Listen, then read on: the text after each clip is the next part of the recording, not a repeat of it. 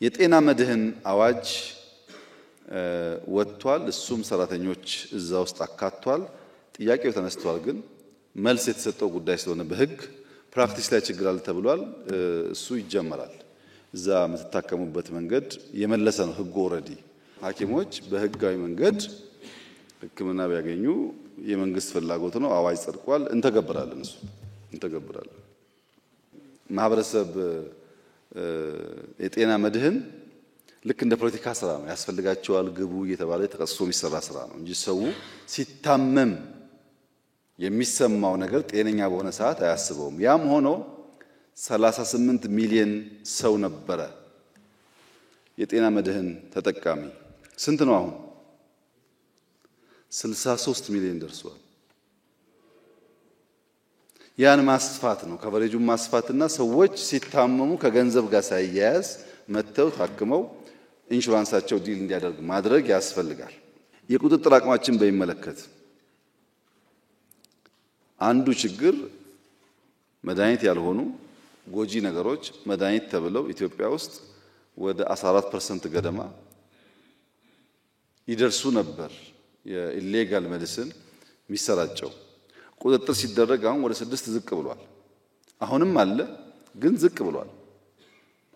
አሁን ሁላችሁም ክፍያ ያንሳል፣ ሰርቪስ ፊ ያንሳል ብላችኋል። ማህበረሰቡ ጋር ደግሞ ብንሄድ ውድ ነው ነፃ አይሁን ይላል። ሁላችሁም ታክስ ይቅር ብላችኋል። ታክስ ይቅር፣ ደሞዝ ይጨምር። ከየት ነው የሚጨምረው ደሞዝ? ታክስ ካልተሰበሰበ ፌደራል መንግስት ነው የሚሸፍነው ይላሉ ክልሎች። ከየት ፌደራል መንግስት ከየት ያመጣል? ምንጮቹ እኮ ማወቅ አለብን። ኢትዮጵያ ውስጥ ኦልሞስት ሁሉም ክልል ከፌደራል የሚደጎም እንጂ ለፌደራል በቅቶት የሚያፈስ አንድም ክልል የለም። ለኛ የሚያስፈልገው ከበጀት አንፃር ሳይሆን ፕራይቬት ሴክተር እያጠናከርን የሕክምና ኢንፍራስትራክቸር አሁን ችግር የሆነበትን መንገድ በስፋት እና በፍጥነት እየፈታን ከሄድን ብዙ አጀንዳ አይሆንም። ብዙ ሙያተኛ ነው ያለን። እያንዳንዱ ሰው ደግሞ የራሱ የሆነ ተቋም እየፈጠረ ከሄደ ከክፍያ ጋር ያለው ነገር ፌር እየሆነ ከሄደ እኛ እንደ መንግስት ከ20 ሺህ ላይ ተቋማት አሉ።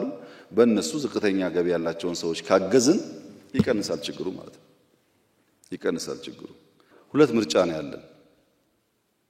በምግብ ሶቨርኒቲ ኢትዮጵያ ማረጋገጥ አለባት የሚለው ስራ ባለፈው እንዳነሳሁት ማክሲመም 2 ዓመት ነፃ እንወጣለን በምግብ ማክሲመም 2 years። ስንዴ አንፈልግም ከሰው ማለት ነው። ልክ እንደዛ በመድኃኒት ነፃ መውጣት አለባት ኢትዮጵያ ብለን ወስነን ማድረግ አለብን። ወስኜ አይደለም ወስነን እየለመንክ በዛ አነሰ ምናምን ዋጋ የለውም። ለማኝ ነው የተሰጠው ነው የሚወስደው። 1 ብርም ይሁን 25 ሳንቲም ወስዶ እግዚአብሔር ይስጥልኝ ነው የሚባለው። ከልመና ነፃ ለመውጣት ግን መወሰን አለብን እኔና እናንተ። ለዛ ነው ፋውንዴሽናል ስራዎች ኢትዮጵያ ውስጥ መስተራት አለባቸው ተብሎ የሚታሰበው። ካንሰር በሚመለከት አሁን 5 ሴንተር ደርሰናል። ኬሞቴራፒ ግን ከ30 በላይ ናቸው። እየሰፋ መጥቷል። ኢትዮጵያ ውስጥ 33 ገደማ ደርሷል። ስለዚህ የኔና የናንተ ኮሚትመንት ውሳኔ መሆን ያለበት የሁሉ ነገር መሰረት ደህንነት ነው። እሱን እንዴት አድርገን እንቀይረው? ቢያንስ ልጆቻችን ከእንደዚህ አይነት መከራ እንዲወጡ ካላልን በቀር የተሟላ ነገር ምላሽ መስጠት ያስቸግራል። ይሄ ሴክተር ላይ ያለን የሰራነውንና ሴክተር ላይ ያለውን ለማመላከት ነው። ወደ እናንተ ጥያቄ ግን ስመጣ በሶስት ማዕቀፍ ብናየው ጥያቄዎቻችሁን፣ አንደኛ ከሙያ ግዴታ አንፃር አንድ ሰው ሐኪም ሆናለሁ ብሎ ሲመርጥ ካለበት ግዴታ አንፃር፣ ሁለተኛ ከህግ አንፃር፣ ሶስተኛ ከማህበረሰብ መሪነት አንፃር ነው መታየት ያለበት። የማህበረሰብ መሪ ሲባል ቅድም እንደተባለው እኔ አይመስለኝም።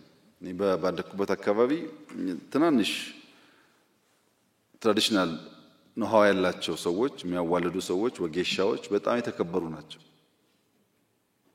አስታራቂ፣ አራቂ፣ መንገድ አመላካች ሰዎች ናቸው። እንደ ቀላል ሙያ የሚታይ አይደለም። እናንተ እኮ ውድ ናችሁ። አሁን ነው እንጂ ዶክተር በየቦታው የሚሰማው አልነበረም። ማህበረሰቡ እንደዛ የሚያረክስ አይመስለኝም። አብዛኛው በሽተኛ ግሬትፉል ይመስለኛል። አብዛኛው በሽተኛ በእናንተ እጅ ብዙ ሰው ድኗል። ብዙ ያለቀሱ እንባዎች ታብሰዋል። ዝም ብሎ ማራከስ ትክክል አይደለም። ማህበረሰቡ የእናንተን ሮል ይዘነጋል ብዬ እንደዛ አላስብም እኔ። ነገር ግን ጥያቄዎች የሚቀርበው ነገር ትክክል መሆኑ ብቻውን በቂ ነው ወይ? የሚቀርበው ነገር ትክክል ሆኖ የሚቀርብበት መንገድ ስህተት ከሆነ ድምሩ ትክክል አይመጣም። ጥያቄው ትክክል ቢሆንም የምንጠይቅበት መንገድ ትክክል ካልሆነ ይበላሻል። እኔ ኢትዮጵያ ውስጥ ሐኪሞች ለምን የደሞዝ ጥያቄ አነሱ ብሎ የሚያስብ ሰው አለ ብዬ አልገምትም። ብትጠይቁ ምን ይገርማል። ግን ጥያቄው ለምንድን ነው እንደዚህ እንደ ጦርነት የሆነው የሚለው ጉዳይ ደግሞ አስቡበት እናንተ። የጤና ሴክተር ችግር እንፍታ ብለን ጤናማ መንገድ ካልተከተል የጤና ሴክተር ችግር ፈቺ ሳንሆን ችግር የምናባብስ ነው የምንሆነው።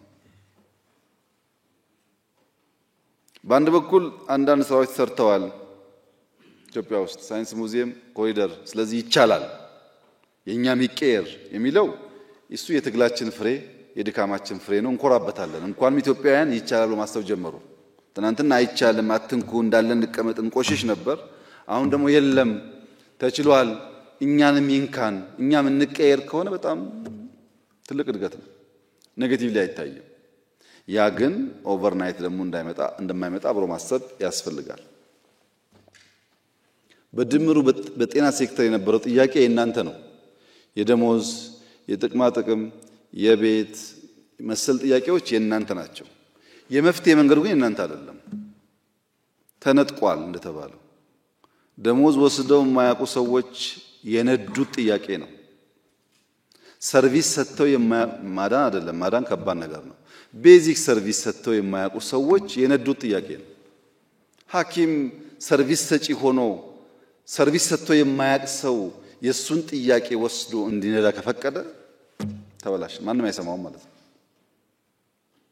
እየለፋን ነው፣ ሰው እያዳን ነው፣ እንቅልፋተን ነው የምንሰራው፣ ልጆቻችንን ጎርተን ነው የምንሰራው፣ ኑሯችን ይታሰብበት የሚልን ትክክለኛ ጥያቄ እንቅልፋቶ ማገልገል ምን እንደሆነ የማያውቅ ሰው ከነዳው ተበላሸ ማለት ነው።